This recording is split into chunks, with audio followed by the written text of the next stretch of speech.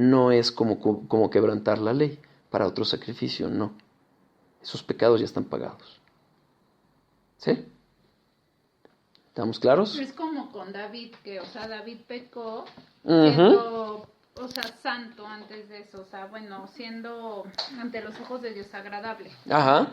Peca, y ese es el proceso de santificación, o sea, de que pecó, se arrepintió y obviamente aprendió de esa lección y ya no lo volvió a hacer. Exactamente. O sea, pero fue porque hubo un cambio genuino en su corazón, o sea, Exactamente. no nada más fue así de, ay, perdón, o sea, y otra vez, o sea, Exacto. pero esa es la santificación, o sea, que Dios va trabajando contigo como cada detallito. Todos los o sea, detalles. así de, a ver, eres un soberbio, voy a trabajar contigo la soberbia hasta que quede listo esto. Ujú. Listo, ya quedó la soberbia. Ahora, ¿qué otro defecto tienes? ¿Eres un envidioso? Pues voy a trabajar contigo ahora la envidia. Y así, hasta que va cumpliendo esa santificación. O sea, Exactamente. Ese proceso. Ok. ¿Y por qué una vez Pedro preguntó que entonces quién iba a entrar al cielo? ¿Que iba a ser difícil? O algo así, en un versículo. ¿No? Lucas 13.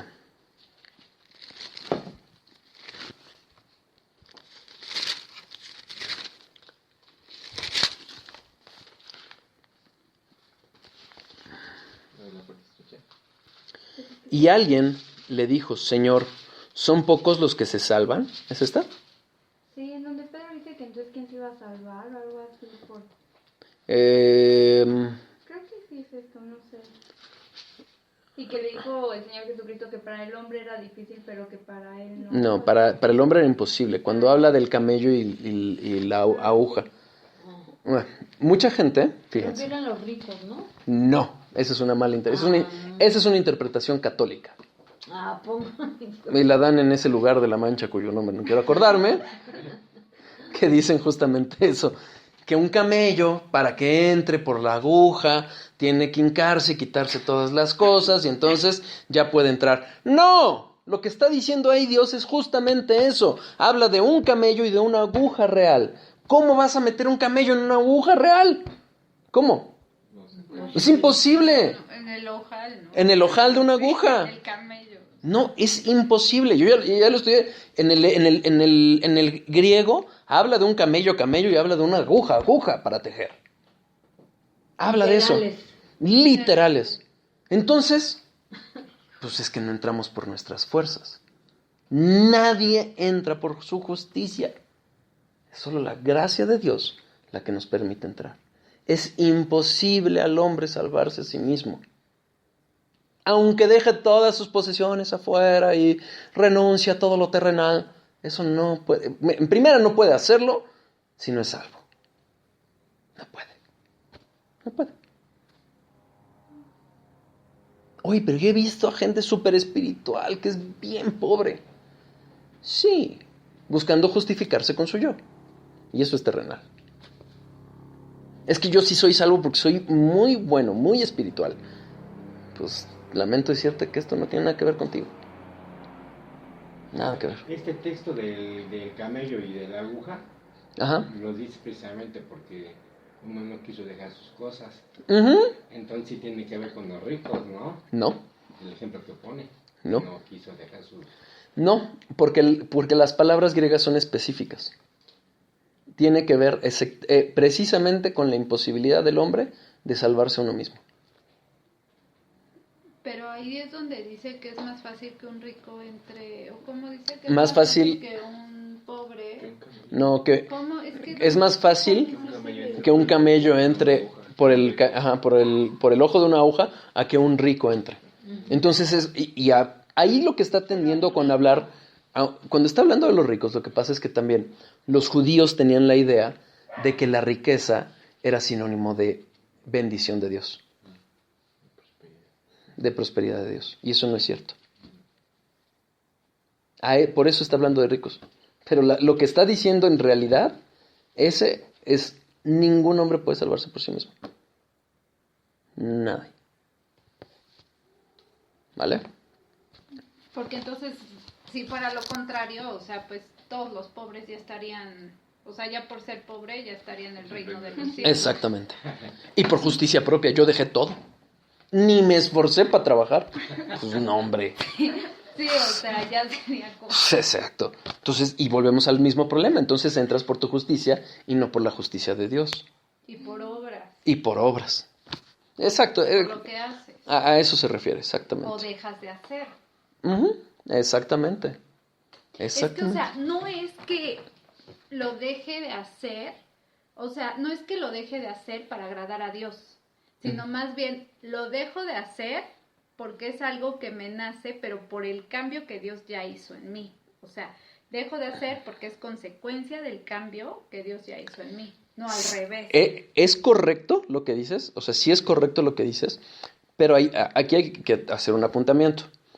En el ser humano, en nosotros, ¿qué dice Pablo? No somos de la carne, pero estamos en la carne. O sea, todavía en nosotros hay esa carne que luego nos quiere llevar a pecar. Oye, pero no soy nacido de nuevo. Hay varios elementos para considerar si eres salvo o no. Ajá. ¿Qué sucede? Y en algún libro, no recuerdo qué libro, pero en algún libro lo leí y lo entendí muy bien. Mira, cuando yo era muy niño, me gustaba, decía este autor, algo así como, me gustaba jugar con las canicas. Y me fascinaba jugar con las canicas. Y yo decía que nada me iba a quitar el amor por las canicas. Pero de repente llegó el básquetbol, creo que era. Y empecé a jugar básquetbol y me olvidé de las canicas. ¿Aborrecí las canicas? Pues no, simplemente me dejaron de gustar. Y empecé a jugar. Y decía, nunca voy a dejar de jugar básquetbol. Hasta que conocí a mi esposa. ¿Qué sucede con nosotros? Es que, Señor, no puedo dejar de pecar. Ayúdame, te echo fuera, espíritu de no sé qué. No, lo que pasa es que no estamos llenando nuestro corazón de la palabra de Dios. En la medida que nosotros empezamos a conocer a Dios, todos esos apetitos por el mundo van a desaparecer. Sí.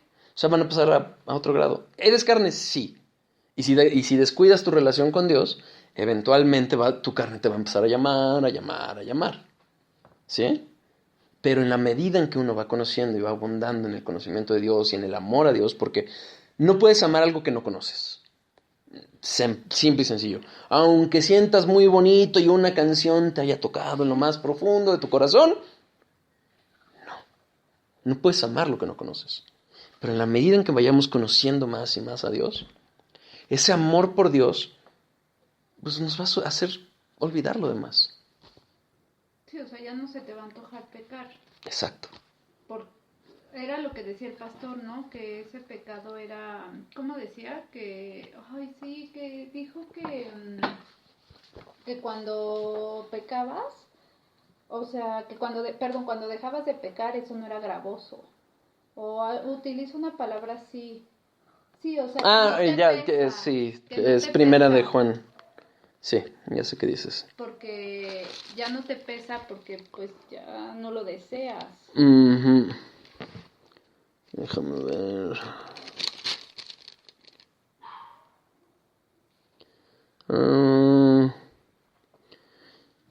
5:3, primera de Juan 5:3. Pues este es el amor de Dios, que guardamos sus mandamientos y sus mandamientos no son gravosos. Sí, exactamente.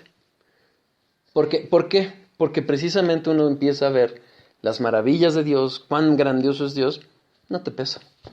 Ya ni se te antoja, Exacto. ¿no?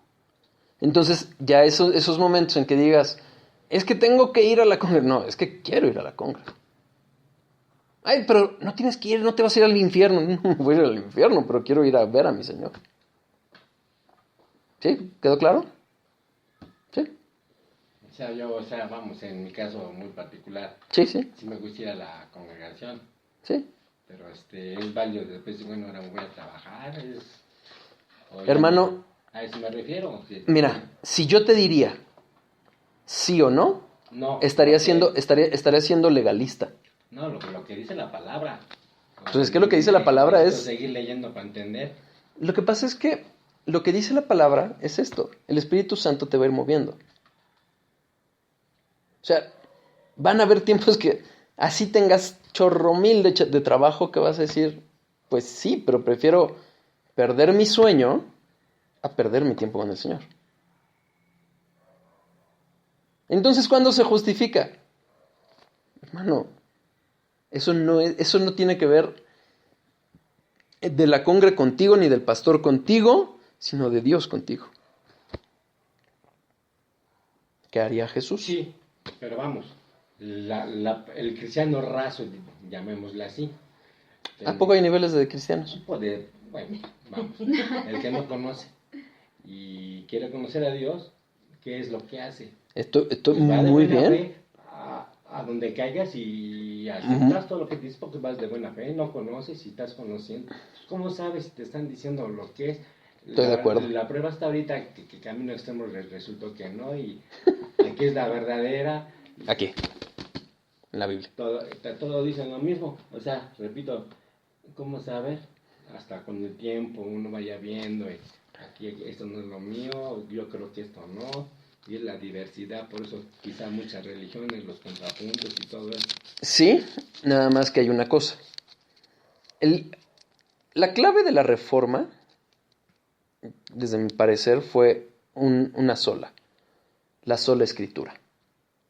La palabra A ver, de pero Dios. la reforma, ¿qué entiendes por reforma? Para que... Bueno, o sea, la reforma, el movimiento que hizo nacer, que hizo separar a las iglesias protestantes de la iglesia porque católica. antes en todo el mundo gobernaba la iglesia católica. Totalmente. Y el Papa era guau, o sea, ¿no? Exacto. Aquí y en China, o sea, y cuando fue la reforma ya fue cuando Lutero dijo, oye, pero es que como que lo interpretan mal, ¿no? Exactamente. O sea, como que la iglesia interpreta rara la palabra, ¿no? A su Ajá. conveniencia. Hasta estos tiempos hay varias religiones que la interpretan. Pero por eso. Hay varias. Y a eso es a lo que voy. Oye, entonces, pues de cómo la interpreten, no. Realmente no. La Biblia tiene una sola interpretación. Una sola. Y la Biblia se interpreta a sí misma. Claro. ¿Sí? Entonces, ¿por qué esa diversidad de...? ¿Por qué ese auge de tanta Muy sencillo. iglesia cristiana? Porque vean lo que predican. Creo que- Predican versículos sacados de contexto. Prosperidad, salud. Prosperidad, salud, O sea, en ajá. camino, yo estoy en camino y yo no me acuerdo que nos hablaran del Nuevo Testamento. O sea, era muy rara la vez que nos hablaban de Mateo, o de Jesucristo. O sea, como que las predicaciones siempre era David, José, Abraham, o sea, Antiguo Testamento, ¿no? Y sacado de contexto. O sea, siempre era prosperidad, sanidad, Restauración. ajá, Ujú. puro Pide, te van a dar. bonitas, cosas bonitas, exacto. Yo ahorita, si usted se fija su duda, yo la contesté con la palabra. Yo le dije bíblicamente, aquí está, aquí está, aquí está, aquí está. Era lo que Sí. nos decía el pastor, Sí, ¿no? pero Que es bueno. nuestra obligación de- Pero, perdón. Sí. Ok. Si esta pregunta Ujú. se la digo a Camino Extremo, él también me hubiera dado su explicación basado aquí, me hubiera sacado versículos. Si se lo digo, Te lo aseguro que no. Si se lo digo, si se lo hubiera hecho, digamos, a los pentecosteses, me hubieran ellos dado su explicación y también sacado con versículos y evangelistas, no sé cuántas religiones. El problema es este. El problema es que cuando los versículos que generalmente se usan para desviar es porque hay otro versículo que realmente da la explicación. Tu pregunta fue muy buena. O sea, ¿qué pasa con el Sabbat? No, ya te explico dónde surge el Sabbat, por qué surge el Sabbat, y es en el pecado. Y es del pecado del que nos libra Jesucristo. El sábado surge de cuando Dios hizo el mundo, el sexto día. Sí, y después se hizo la ley. Al hombre ¿Ah? que se dedicara a él, a honrarlo, y que no hiciera nada. Ujú. Entonces, si tenías una visita, un extranjero, y el que lo faltara, muerte, y iba a ser maldecido, era un pacto para siempre. Ujú. Para siempre es para siempre. Ujú. Ujú. Para siempre es hasta que llegó Cristo, entonces. Ujú. Ese es para siempre. Exacto. Es el pacto perpetuo hasta que Cristo llegó. Sí, Ok. sí, sí. Y por eso guardamos el día del reposo.